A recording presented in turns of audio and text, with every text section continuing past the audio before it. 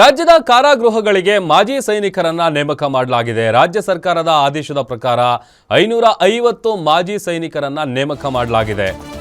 DGP Alok Kumar ಮನವಿಯ ಮೇರೆಗೆ ಸರ್ಕಾರ ಆದೇಶ ಹೊರಡಿಸಿದೆ. ವೀಕ್ಷಕರ ನೇಮಕಾತಿ ಪೂರ್ಣಗೊಳ್ಳುವವರೆಗೆ ಇವರನ್ನ ನೇಮಕ ಮಾಡಲಾಗಿದೆ. ಅಂದರೆ ತಾತ್ಕಾಲಿಕವಾಗಿ ಸುಮಾರು 550 ಮಂದಿ ಮಾಜಿ ಸೈನಿಕರನ್ನ ಸರ್ಕಾರ ನೇಮಿಸಿದೆ. ಪರಪ್ಪನ ಅಗ್ರಹಾರ ಕೇಂದ್ರ ಕಾರಾಗೃಹಕ್ಕೆ 250 ಮಂದಿ, ಉಳಿದ 14 ಕೇಂದ್ರ ಕಾರಾಗೃಹಗಳೇನಿದೆ ಅಲ್ಲಿಗೆ 300 ಮಂದಿಯನ್ನ ನೇಮಕ ಮಾಡಲಾಗಿದೆ. ಒಟ್ಟು 550 ಮಂದಿಯನ್ನ ಸರ್ಕಾರ ನೇಮಕ ಮಾಡಿರೋದು. ಜೈಲಿನಲ್ಲಿ ಪಾರದರ್ಶಕತೆ ತರೋದಕ್ಕೆ ಮಾಜಿ ಸೈನಿಕರನ್ನ ನೇಮಕ ಮಾಡಿದೆ ಸರ್ಕಾರ.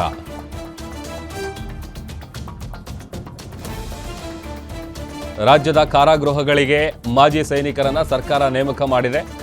ಆ ಮೂಲಕ ರಾಜ್ಯ ಸರ್ಕಾರದ ಆದೇಶದಂತೆ 550 ಮಾಜಿ ಸೈನಿಕರನ್ನ ನೇಮಿಸಿದೆ ಸರ್ಕಾರ.